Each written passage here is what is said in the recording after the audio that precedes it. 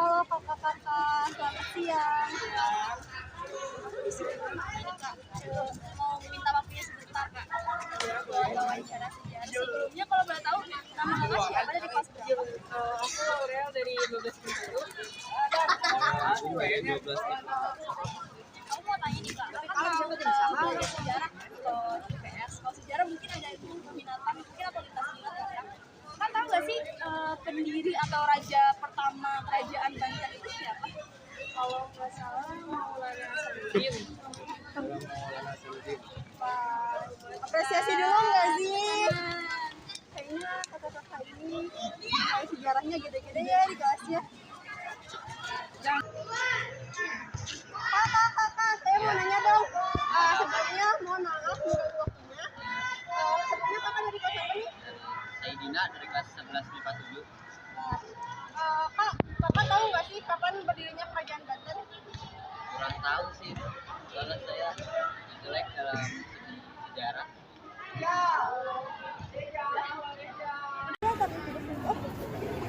Kang, Iya. sebelumnya selamat siang. Siang juga. Mohon maaf mengganggu atas waktunya ya. By the way, nama kakak siapa nih? Diki, Dari kelas? IPA 5. Kak, aku di sini punya kayak program tahu gak sih gitu.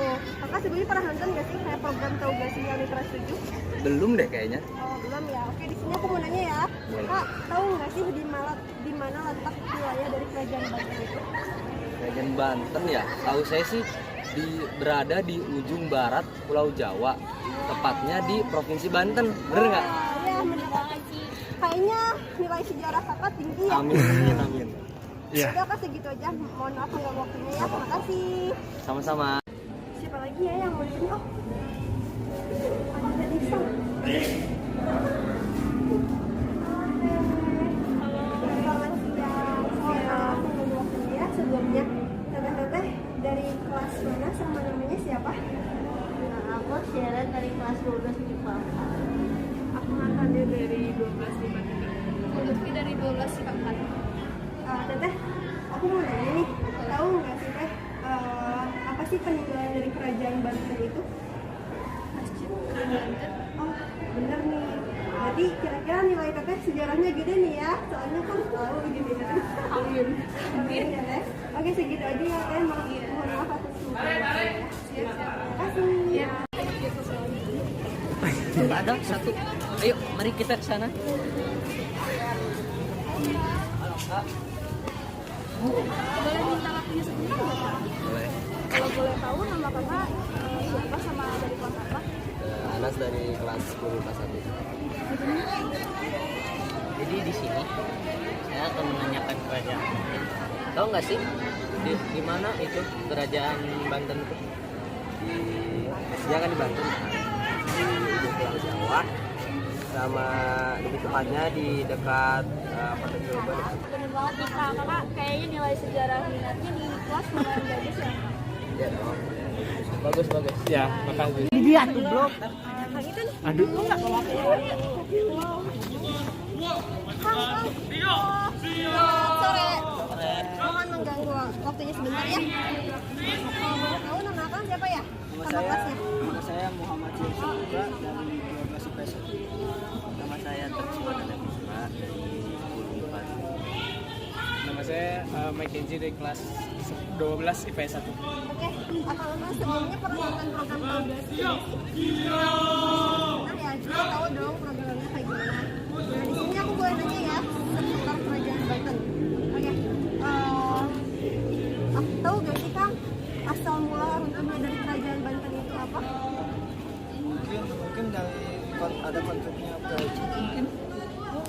Oke, bisa. Jadi kang, mungkin akang bisa jawab ini karena nilai sejarah akang di kelas akang bagus ya kang. Mungkin amin. Ya. Oke, segitu aja ya kang. Terima kasih atas waktunya. Mohon maaf mengganggu. Bapak, saya mau nanya. Saya lagi bikin kayak program tahu gak sih gitu. Bapak, tahu nggak sih siapa nama raja dari kerajaan Banten? Tahu. Siapa Pak?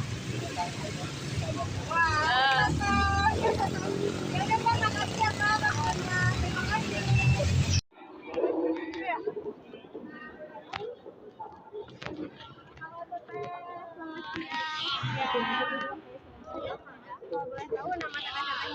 Berapa nih? Saya Dina, 12 IPS 1. Saya Nanda dari 12 IPS 1 juga. Syahwa 12 IPS 1. Hawa dari 12 IPS 1. Siapa tahu nilai sejarah Banten di kelas bagus nih. Nah, jadi Tara tahu gak sih julukan yang diberikan oleh Cornelis de Houtman kepada kerajaan Banten itu apa sih? Ada yang tahu? Yang ini bukannya Amsterdam Hanjawa bukan sih? Nah, jadi gimana nih guys? Udah kebayang apa belum tentang penjelasan Kesultanan Banten? Kalau belum, yuk simak penjelasan dari sejarah berikut ini setelah menyaksikan. Banten itu sebelum dikuasai oleh Islam merupakan daerah kekuasaannya Kerajaan Pajajaran yang bercorak Hindu. Nah, Banten sendiri pertama kali masuknya Islam itu karena Sunan Gunung Jati. Nah, Sunan Gunung Jati ini kan perlahan-lahan masukin Islam, nyebarin dakwah gitu kan. Sehingga orang-orang tuh mulai banyak gitu yang masuk Islam. Nah, karena udah mulai banyak nih orang yang masuk Islam, mereka tuh membuat sebuah kesultanan. Kesultanannya namanya apa? Iya, betul, namanya Kesultanan Banten. Terus kan di Banten jadi ada dua dong ya. Jadi ada Kesultanan Banten sama ada Kerajaan Pajajaran. Yang satu bercorak Islam, yang satu bercoraknya Hindu-Buddha gitu kan. Karena mereka berbeda kepercayaan, jadinya mereka nggak bisa bersatu, mereka nggak bisa hidup bareng gitu. Nah, terus pasca meninggalnya Ratu Dewata, Kerajaan Pajajaran ini mulai melemah gitu. Karena Kesultanan Banten tahu nih kayak ini Kerajaan Pajajaran lagi melemah nih. Jadi mereka nggak mau tinggal diem gitu aja dong. Yang pasti mereka juga karena mereka berusaha ingin menguasai wilayah Banten, jadi ya mereka berusaha untuk menyerang Kerajaan Pajajaran kan. Nah, Kerajaan Pajajaran lagi lemah nih. Jadi mereka mulai perlahan-lahan ngambil wilayahnya Kerajaan Pajajaran kayak sedikit. Nah, yang pasti Kerajaan Pajajaran juga pasti ngeh gitu kan kayak, loh apa nih tiba-tiba kok wilayah saya diambil orang gitu kan. Tapi saat itu keadaannya mereka lagi lemah. Gimana caranya biar mereka kuat lagi? Iya benar, mereka ngelakuin kerjasama. Kerjasamanya sama siapa? Kerjasamanya sama Portugis. Mereka membuat perjanjian. Dimana tujuannya ya untuk memperkuat Pajajaran. Supaya Pajajaran ini nggak diambil alih oleh kerajaan Islam gitu kan. Nah, tapi harusnya kan kerajaan Pajajaran jadi lebih kuat ya. Karena udah bergabung sama Portugis kan. Portugis waktu itu tuh lagi populernya karena persenjataannya katanya kuat dan besar. Tapi sayangnya mereka ini kalah cepat. Jadi pada tahun 1526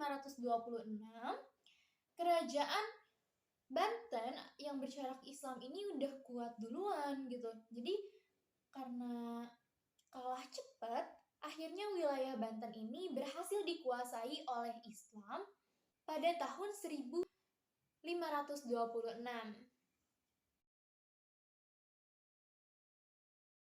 Nah, letak kerajaan Banten ini berada di ujung barat Pulau Jawa atau lebih tepatnya di Provinsi Banten yang memiliki pusat kekuasaan di pantai utara.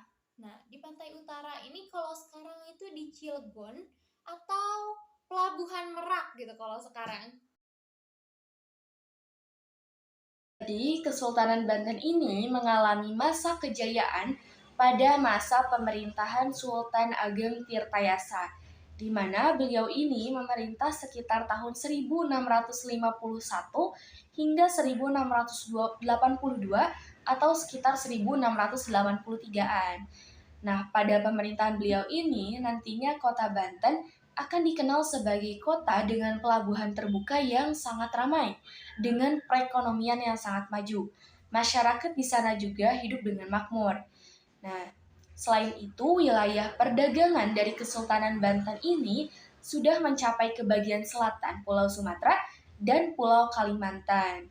Selain itu, Wilayah kekuasaan dari Kesultanan Banten ini juga sudah meliputi hampir sebagian Jawa Barat, Selat Sunda, hingga Lampung. Nah, kemajuan dari Kesultanan Banten ini juga dipengaruhi oleh posisi yang sangat strategis dari Kesultanan Banten ini.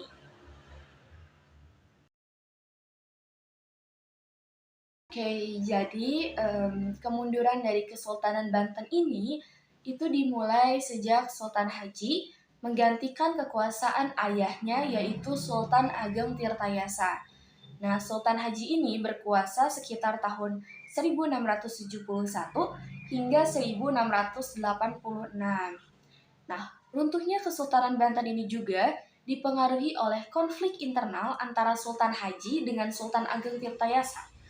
Dan di mana nantinya konflik ini akan diperkeruh oleh campur tangan Belanda melalui politik divide et impera atau yang sering kita kenal sekarang ini politik adu domba. Nah, pada masa pemerintahan Sultan Ageng Tirtayasa, beliau ini sangat menentang Belanda dan ingin menaklukkan VOC. Sedangkan pada masa pemerintahan Sultan Haji, beliau ingin menjalin hubungan baik dengan Belanda maupun dengan VOC. Nah, konflik ini akhirnya dimenangkan oleh Sultan Haji, di mana nantinya Sultan Haji ini akan menjadi bawahan atau boneka bagi pemerintahan Belanda, yang secara tidak langsung nih, Belanda ini menguasai perdagangan dan bisa memonopoli perdagangan di pesisir Jawa. Nah, kekuatan politik dari Kesultanan Banten ini akhirnya runtuh sekitar tahun 1813, di mana sebelumnya Istana Surosowan sebagai simbol kekuasaan di kota Intan ini dihancurkan. Dan pada masa akhir pemerintahan ataupun masa akhir dari Kesultanan Banten ini, sultan-sultannya ini tidak lebih dari bawahan pemerintahan Belanda. Dan kalau masih belum jelas, tulis komen di bawah ya. Gitu nggak sih?